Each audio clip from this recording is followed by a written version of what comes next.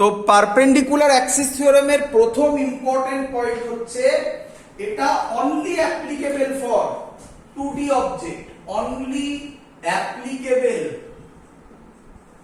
For, খুব important কথা, 2D object.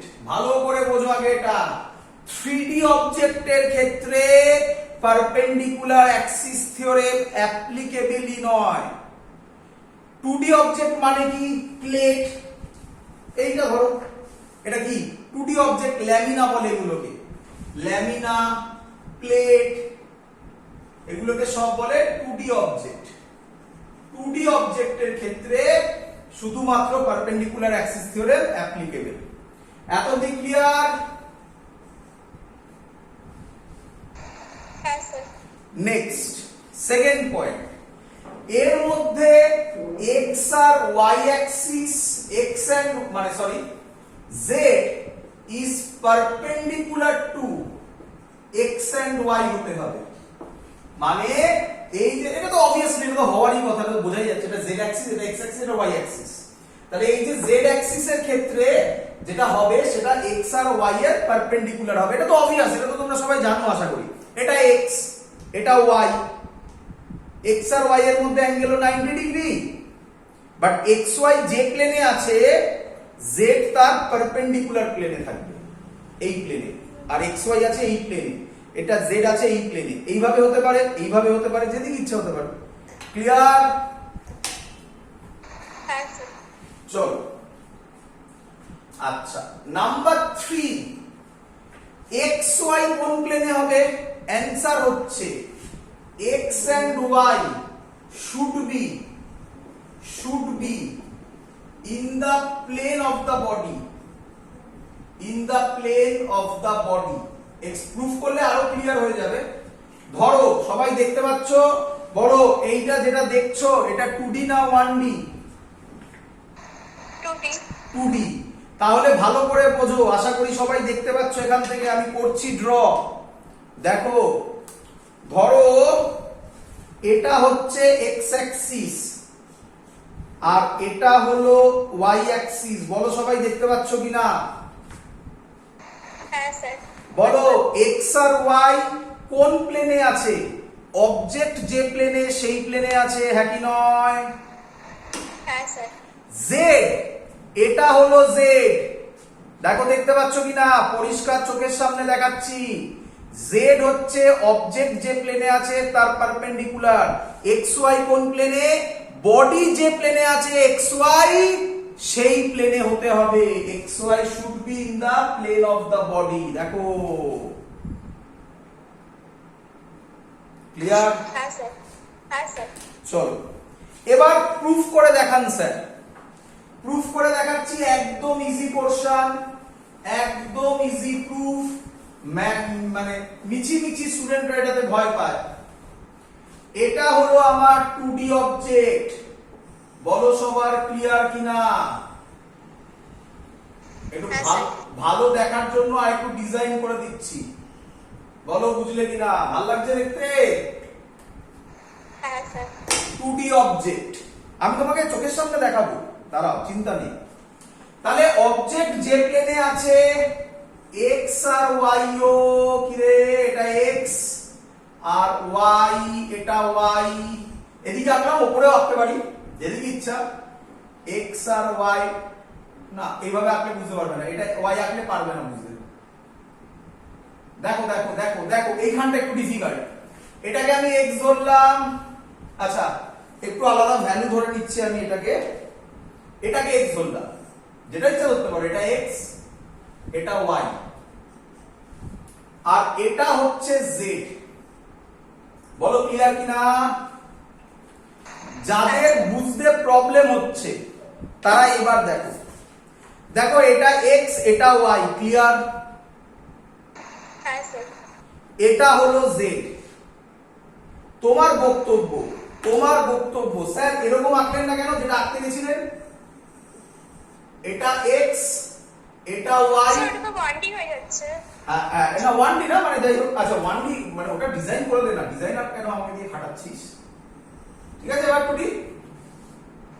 হ্যাঁ স্যার। আমার এবার ছবিটা বোঝ, এটা x এটা y, বল z কোথায় আঁকবো? আঁকতে পারবো? z কি রকম ভাবে আছে? এরকম ভাবে। এখানে কোথায় আঁকবো আমি z? না স্যার না। দ্যাটস ওয়াই এরকম করে আঁকা হয়েছে। স্টুডেন্টরা কনফিউজড হয়ে যায়, তোমরা কনফিউজড হয়ো না। x আর y এর মধ্যে অ্যাঙ্গেল কত? ছবি দেখে বলো না, ছবি দেখে বলো না, কনসেপ্ট দিয়ে বলো। Sir 90 degree. 90 ডিগ্রি। স্টুডেন্টরা বলে এটা তো কোথায় 90 ডিগ্রি লাগছে, কিন্তু বুঝতে পেরেছো আমি কেন এঁকেছি এরকম ভাবে? হ্যাঁ স্যার। চলো আমি ধরলাম, চিন্তা নেই, আমি 3D অবজেক্টও দেখাবো, আমার সামনে আছে। আমি ধরলাম এর মধ্যে, আচ্ছা এর মাস ধরলাম ক্যাপিটাল এ, টোটাল অবজেক্টটার বা ল্যামিনার মাস হচ্ছে ক্যাপিটাল এ। এর মধ্যে একটা পয়েন্ট ধরলাম, সেই পয়েন্টটার নাম দিলাম পি, মাস হচ্ছে স্মল এম। ক্লিয়ার? হ্যাঁ স্যার। তাহলে পি পয়েন্টার একটা কোঅর্ডিনেট হবে, তো পি পয়েন্টার কোঅর্ডিনেট দিলাম x, y। তাহলে আমি কি বলতে পারি এটা হবে x, এটা হবে y? বলো সবার ক্লিয়ার কিনা? আমি জানি 3D বলে, মানে অ্যাকচুয়ালি তো এটা 3D কনসেপ্টে ভাবছি আমরা, কারণ z অ্যাক্সিস আছে না, তাই ছবিটা একটু অন্যরকম লাগতে পারে। তোমাকে আমি চোখের সামনে দেখাচ্ছি, এটা আমার অবজেক্ট, এটা x এটা y। চলো আমি ধরলাম এই পয়েন্টটা হচ্ছে মাস m। দেখো দেখতে পাচ্ছ কিনা বলো সবাই? হ্যাঁ স্যার। এবার এই পয়েন্টটা যদি m হয়, এখানে আমি পৌঁছবো কিভাবে? আমি বলতে পারি এটা হবে আমার y, এটা হবে আমার x।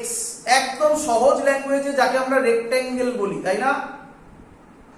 হ্যাঁ স্যার। তাহলে আপনি এরকম বেঁকা আঁকলেন কেন? আরে বাবা এটা বেঁকে আছে না, তার জন্য। ক্লিয়ার? হ্যাঁ স্যার। আচ্ছা আমাকে বলো z এর সাথে কোন ডিসটেন্সটা হবে? এটা কি বলতে পারি আমি? z এর থেকে ওর ডিসটেন্স, যার নাম দিলাম r। যাদের প্রবলেম তারা এখানে দেখে নাও, এখানে দেখে নাও। এটা হলো আমার z অ্যাক্সিস। ক্লিয়ার? হ্যাঁ স্যার। সবাই m পয়েন্ট দেখতে পাচ্ছ? m মানে p পয়েন্টটা, এই যে এই যে এই যে। তাহলে এখান থেকে ডিসটেন্স হবে এইটা। এবার ফিল হলো? হ্যাঁ স্যার। ক্লিয়ার? হ্যাঁ স্যার। পরিষ্কার দেখা যাচ্ছে এটা একটা কি ফর্ম করেছে? Right angle triangle. হ্যাঁ। তাহলে আমি বলতে পারি r এর ভ্যালু হবে r স্কয়ার হবে x square plus y square, Pythagoras লাগালে। হ্যাঁ স্যার। চলো আমাকে বলো moment of inertia of point P with respect to z axis কত হবে? দাঁড়াও, আমি এখন যেটা লিখছি তোমরা লিখো না, কারণ আমি এটা চেঞ্জ করে দেবো, একবারেই গল্প শেষ করব। বোঝানোর জন্য এখন লিখছি। এটা কি লিখছি ভালো করে বোঝো।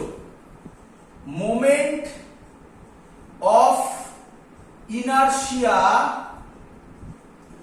Of point of mass m, কোন m? Small m। ব্র্যাকেটে লিখে দিলাম p পয়েন্ট।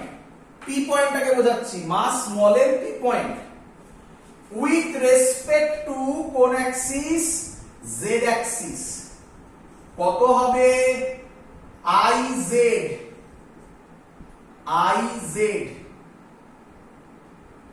এইভাবে না, দেখো with respect to z axis, এটাই লেখা আপাতত, কারণ ভ্যালু দিতে চাইছি না। দেখো বুঝবে, m স্মল r স্কয়ার। বলো এটা বুঝলে কিনা?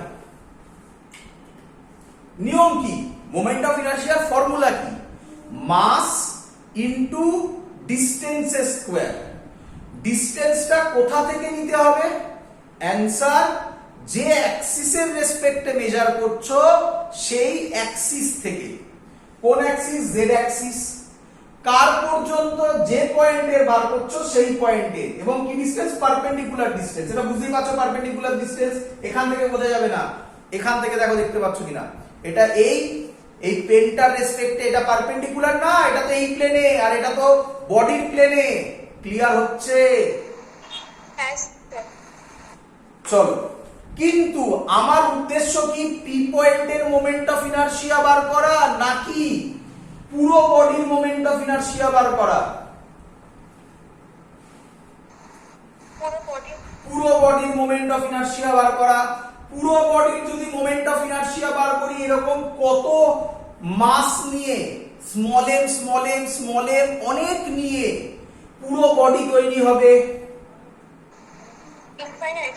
হ্যাঁ, ইনফাইনাইট বলবো না, হ্যাঁ মানে অনেক বডি, মানে সামেশন হবে। এই যে ভ্যালুটা করেছি এর সামেশন হলে পুরো বডি হয়ে যাবে।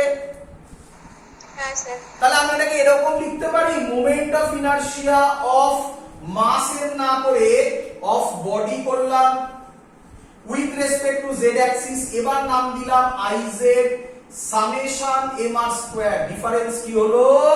এই সামেশন টার্মটা এলো। সামেশন মানে ইন্টিগ্রেশনও বলতে পারো, একই জিনিস।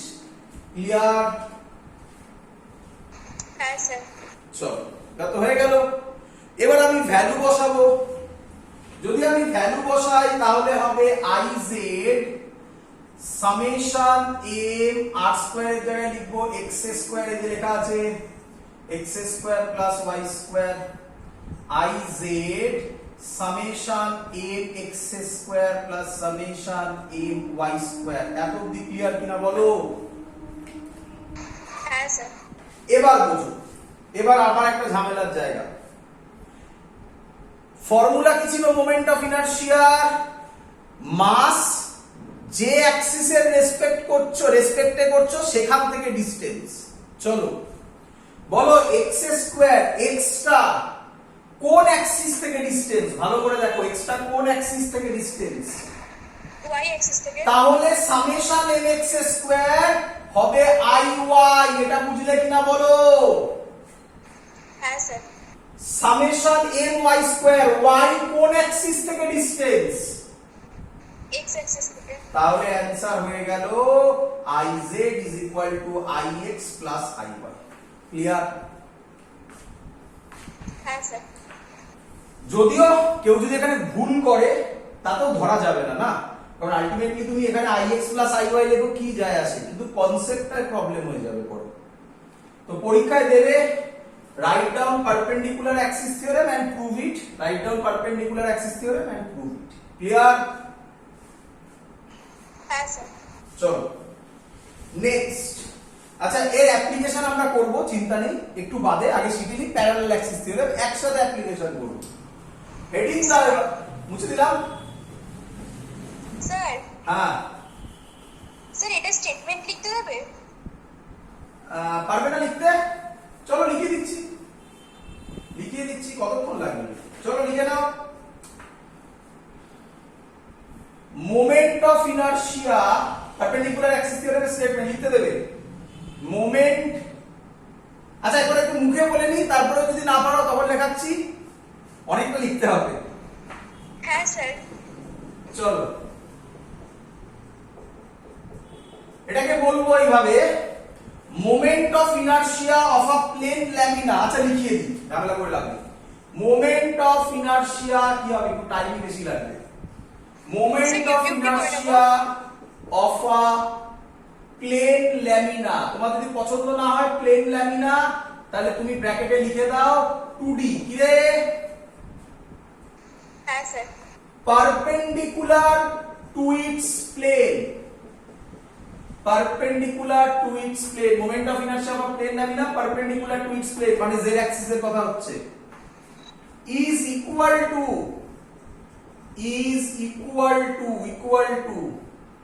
summation of sum of moment of inertia of the lamina, moment of inertia of the lamina about any two mutually perpendicular axis। তাই তো x আর y কি আবার মিউচুয়ালি পারপেন্ডিকুলার অ্যাক্সিস কোন প্লেনে? In its own plane, in its own plane and intersecting, x আর y intersect করেছে, intersecting each other.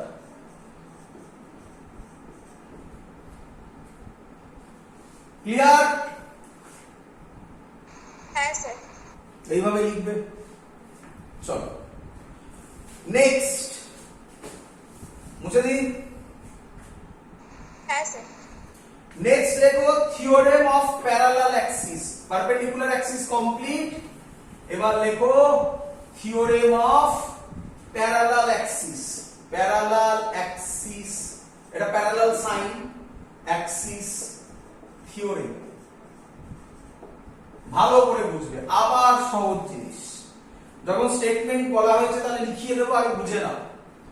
Parallel Axis theorem কোন অবজেক্টের ক্ষেত্রে অ্যাপ্লিকেবল? বলো। 2D। Very good, 2D। আচ্ছা নেক্সট, এবার নেক্সট পয়েন্টটা খুব ইম্পর্টেন্ট। নেক্সট পয়েন্টটা খুব ইম্পর্টেন্ট। নাম্বার 1 পয়েন্ট 2D এর ক্ষেত্রে অ্যাপ্লিকেবল। নাম্বার 2, আচ্ছা ভালো করে শুনবে, এটা 3D দেখালে বুঝে যাবে। এইভাবে দেখো তো, এই ছবিটা আর এই ছবিটা মধ্যে ডিফারেন্স বোঝো? হ্যাঁ। এই ছবিটা মানে, আমি তোমাকে দেখাচ্ছি, এই ছবিটা মানে ধরো আমার হাতটা হচ্ছে এইটা, ভাবো। ক্লিয়ার? স্যার লাইনটা ওই প্লেনের মধ্যেই আছে। একদম একদম 3D অবজেক্ট না, তাহলে ভালো করে বুঝতে হবে। অ্যাক্সিস দিয়ে ওটা 3D হয়ে যায়। এই আমার হাতটা ভাবো এই অবজেক্ট, তাহলে এই অ্যাক্সিসটা মানে হচ্ছে এই প্লেনটা। বলো বুঝলে কিনা? এই হাত যে প্লেনে, অ্যাক্সিসটাও সেম প্লেনে। সেম প্লেনে। আর এটা মানে ছবিটা এরকম। বলো বুঝলে কিনা? হ্যাঁ স্যার। তো এই হলো বেসিক ডিফারেন্স, মানে এটা পারপেন্ডিকুলার প্লেনে আছে। তো আগে বুঝতে হবে প্যারালাল অ্যাক্সিস মানে আলাদা আলাদা প্লেনে হলে হবে না, প্যারালাল সেম প্লেনে হতে হবে। এটা বুঝলে কিনা বলো? প্যারালাল সেম প্লেনে হতে হবে। ক্লিয়ার? হ্যাঁ স্যার। আরেকটা তোমাকে দেখাই, দেখো দেখি ধরতে পারো কিনা। কি মনে হচ্ছে দুটো ছবি এক? এটা এক। কোনটা স্যার? এই যে আঁকলাম, এইটা আঁকলাম, এইটা আঁকলাম, এক। স্যার এটাও ওই পারপেন্ডিকুলার প্যারালাল আর ওটা হচ্ছে সেম প্লেনের প্যারালাল। Very good. এই ছবিটার মানে দেখাচ্ছি, এই ধরো আমার হাতটা হচ্ছে এই ছবিটা, এই কি বলে ইলিপসটা হচ্ছে আমার হাতটা, ভাবো। এইটা মানে হচ্ছে এই প্লেনে, দেখা যাচ্ছে এটা এটার প্যারালাল, তার মানে এই হচ্ছে ছবিটা। বলো ক্লিয়ার কিনা? হ্যাঁ স্যার। আর এই ছবিটার মানে হচ্ছে এই আমার হাতটা, এটা ভাবো সেন্টার দিয়ে গেছে। আর দেখাতে পাচ্ছি, বোঝাতে পারছি কিভাবে দেখাই? এই বলো বুঝলে কিনা? হ্যাঁ স্যার। এই হলো দুটো ছবির মানে। কিন্তু আলাদা করে যদি না দেখো, যদি শুধু এইটুকুনি দেখো, দেখো মনে হবে যেন সেম এঁকেছি। আরে বাবা, এটা এর প্যারালাল সেম প্লেনে আছে এটা, আর এটা এই দুটো পারপেন্ডিকুলার প্লেনে আছে। তো এর জন্য ছবিগুলো বোঝা খুব ইম্পর্টেন্ট। ক্লিয়ার? হ্যাঁ স্যার। তো প্যারালাল হতে হলে সেম প্লেনে হবে। হ্যাঁ, এটার ক্ষেত্রে এটা তুমি অ্যাপ্লাই করতে পারো, কারণ এর এটাও পারপেন্ডিকুলার, এই অবজেক্টের এটাও পারপেন্ডিকুলার, তাহলে এই দুটো তো সেম প্লেনে হলো।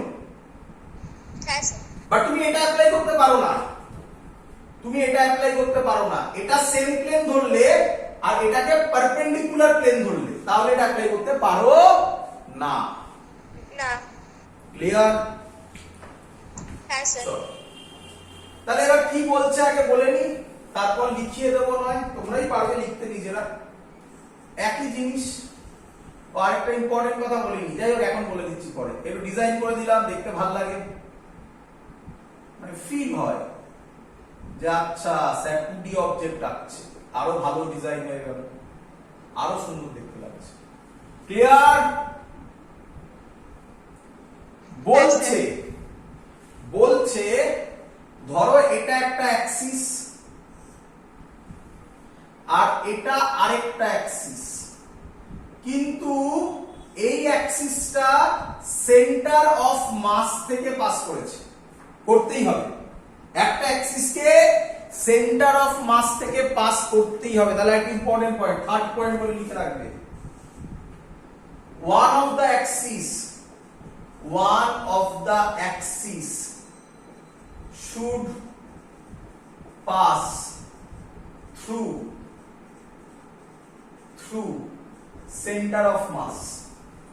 হতেই হবে, নয়তো প্যারালাল অ্যাক্সিস ইউজ করতে পারবে না।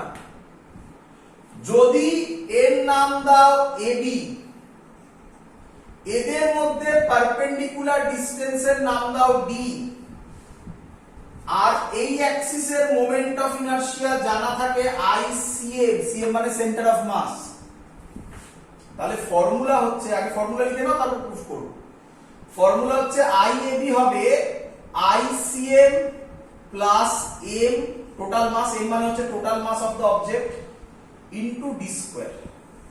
এই হবে আই সেন্টার অফ এই প্যারালাল অ্যাক্সিস থিওরেমের ফর্মুলা। কিভাবে এলো চিন্তা নেই, প্রুফ করব এক্ষুনি। ক্লিয়ার এত অবধি সবার? হ্যাঁ চলো ভালো করে বুঝবে এবারে। তো প্রথমে আগে স্যার স্টেটমেন্টটা লিখিয়ে দিন, পরীক্ষায় তো আসে। স্টেটমেন্টটা লিখিয়ে দিই আগে স্টেটমেন্টটা, তারপরে প্রুফ করছি। স্টেটমেন্ট লিখে নাও। স্টেটমেন্ট হবে the moment of inertia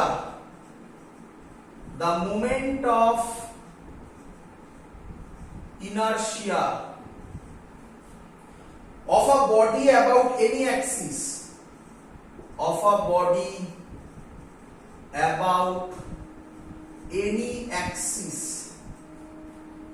is equal to its moment of inertia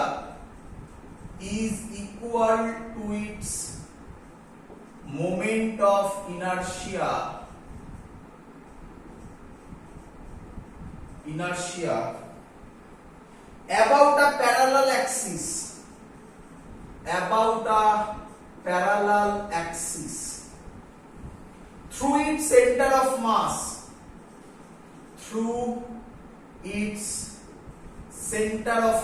শর্টে লিখলাম COM, plus the product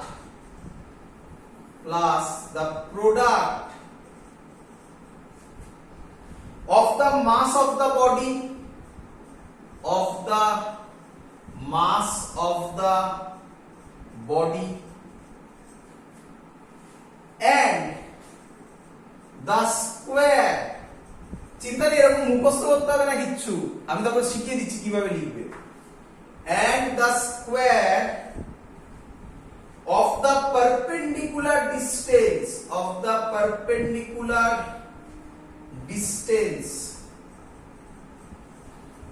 between two parallel axes।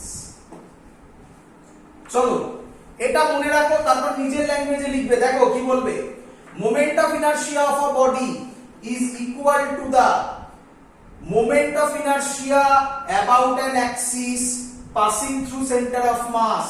দেখো না থেকে বলছি, passing through center of mass plus the product of the mass and the square of the distance between square of the perpendicular square of the distance between two parallel axes, দুটো parallel অ্যাক্সিসের perpendicular ডিসটেন্সের square. Clear? লিখতে পারবে, বাড়িতে একবার দুবার practice করবে, দেখে চলে আসবে, মুখস্থর কোনো জায়গা নেই। হ্যাঁ বাবা স্যার এখনই বুঝে গেছি। হ্যাঁ, মুখস্থ করবে না, ল্যাঙ্গুয়েজ ইউজ করতে হবে না। আমি দেখে লিখলাম, বইয়ের ল্যাঙ্গুয়েজ ডাইরেক্ট লিখলাম, তারপর আমি যেভাবে বললাম তুমিও সেইভাবেই লিখবে, ফিল করে লিখবে। কত মুখস্থ করবে, এগুলো মুখস্থ করার কোনো দরকারই নেই। চলো এবার প্রুফ করব, মুছে দিই। হ্যাঁ স্যার। চলো, এটায় একটা টুইস্ট আছে। দেখো প্রথমে টুইস্ট তো ইজি। আচ্ছা, আগেরটার মতোই করব। কি, তো আগেরটাতে একটা মাস ধরেছিলাম, এখানেও ধরলাম একটা মাস, তার নাম পি পয়েন্ট, এর মাস হচ্ছে স্মল m, এটা কত ডিসটেন্সে আছে, x ডিসটেন্সে আছে। বলে এত অবধি ক্লিয়ার কিনা? হ্যাঁ স্যার। স্টেপ জাম্প করবো এবারে। প্রথমে যেটা বলবো সেটা লিখবো না, একেবারে ফাইনাল স্টেপ লিখবো। প্রথমে কি বলছি লিখলাম। আছে প্রথমে যেটা বললাম, বলো আমাকে মোমেন্ট অফ ইনারশিয়া লিখলাম, তোমাদের লেখার দরকার নেই। Moment of inertia